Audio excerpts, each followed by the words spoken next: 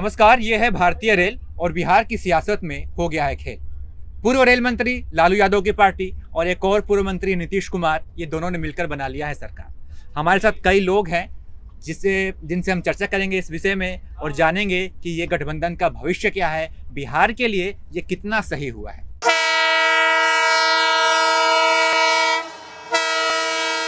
नई सरकार का कोई भविष्य नहीं है। ये तो बिना आधार का गठबंधन है, केवल समसामयिक सत्ता पाने के लिए। अन्यथा गठबंधन धर्म के प्रति इनकी आस्था और निष्ठा होती तो 45 एमएलए लेकर के इनको मुख्यमंत्री पद पर जो है भाजपा ने बिठाया था।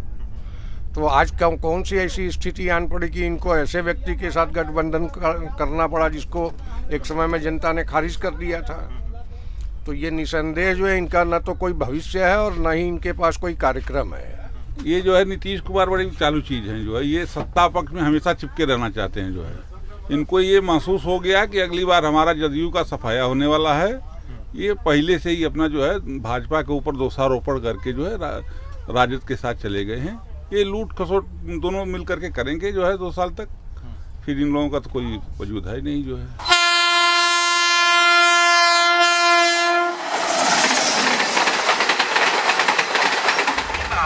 बीजेपी को पटखनी पंचायत कुमार के पलटी मारने का रिकॉर्ड, बेचारा लोकतंत्र भी लजा गया होगा। अब नीतीश जी के बारे में क्या कहें। वो तो कहते थे कि मिट्टी में मिल जाएंगे, लेकिन हम फिर से इन लोगों के पास नहीं जाएंगे। और वो ऐसे लोगों को शिक्षा मंत्री बनाएंगे जो शिक्षा का तालब विश्व कैसे लिखा जाता है वो भी उनको नहीं पता है।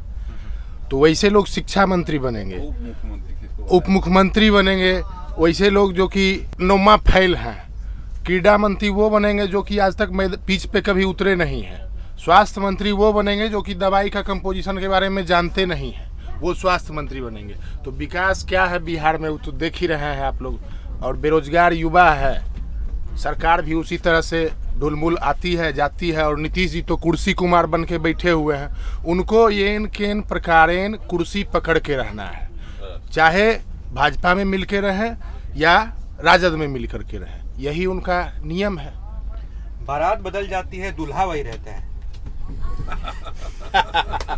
एकदम सही बात। इस विषय पे ज़्यादा हमको कुछ नहीं कहना है। समय का इंतजार करिए, परिणाम खुद गर्ज है। समय को चीर फाड़ करके अपना स्वरूप ले करके आपके समक्ष उपस्थित होगा ही। आज नीतीश जी को लग रहा है कि बिहार में मैं सरकार बना लिया। वो तेज प्रताप सिंह हो या तेजस्वी हो, सबको मिला करके ये सरकार बना ली है। लेकिन जितने लोगों को ये सरकार बना रही है, कोई भी दूध का धूला नहीं है और किसी के पास भी सरकार चलाने का कोई अनुभव नहीं है। इसके पहले जो भी ये चला रहे थे सब कुछ सही चल रहा था। लेकिन अभी जो गठबंधन करके ये सरकार बनाना चाह रहे हैं या बना रहे हैं, ये संभव नहीं है कि ये सफल हो जाए। दो साल का समय है। 2 साल में परिणाम खुद ही समय को चीर फाड़ करके आपके सामने आएगा और बता देगा कि नीतीश कुमार ने बहुत बड़ी गलती किया भाजपा का साथ छोड़ करके। यदि ये भाजपा के साथ रहे होते और आराम से चले होते, इनको ये अहम भाव से पोषित हो गए हैं और इनको अहम भाव ही खाए जा रहा है कि मैं सर्वशक्तिमान हूँ, मैं जो चाहूँगा वही होगा। तो केवल मैं के चक्कर में जो है ये अपने भविष्य को बर्बाद कर रहे हैं। एकदम ही मिट्टी में मिला देंगे बिहार को। वैसा कुछ नहीं दिखता है कि भविष्य इसका कुछ उज्जवल है। एकदम इसका 0 पे ही आउट होंगे। उनका मेन मोटिव एजुकेशन होना चाहिए। यदि आप डेवलपमेंट चाहते हैं, education is the only weapon through which we can abolish all the poverties and all whatever we are facing. जो भी प्रॉब्लम्स हम लोग देख रहे हैं वो एक ही वेपन है, एक ही हथियार है, वो है एजुकेशन। और सरकार जो भी आ रही हैं, चाहे बीजेपी हो या आरजेडी हो या अन्य जो भी पार्टियां हैं, जो भी आए, मेरा एक सजेशन रहेगा और एक यूथ का, एक स्टूडेंट का सजेशन यह रहेगा कि आप एजुकेशन सिस्टम पे जोरों से काम करें। बिहार की शिक्षा व्यवस्था आपको कैसी लगती है? सर, एक लेवल होता है ना, जो रेटिंग देते हैं 4 स्टार मान लीजिए, तो वो 0 के लायक भी नहीं है। हम एक रेटिंग भी नहीं दे सकते उसको। गठबंधन को आप धोखा नहीं कर सकते। कहीं न कहीं कोई डिस्प्यूट रहा होगा, क्योंकि राजनीतिक, दोनों लोग राजनीतिक हैं, तो अपने अपने मतलब से लोग राजनीतिक घटनाक्रम कहते हैं। धोखा नहीं है। बिहार की गवर्नमेंट हो, चाहे उत्तर प्रदेश की हो, चाहे हिंदुस्तान की हो, आजकल के जितने भी नेता हैं सब स्वार्थी हैं। स्वार्थ में गठबंधन बनाते हैं, स्वार्थ जब सीधा नहीं होता है तो गठबंधन तोड़ते हैं। इनका न तो कोई भूत है, न भविष्य है, न कोई सिद्धांत है।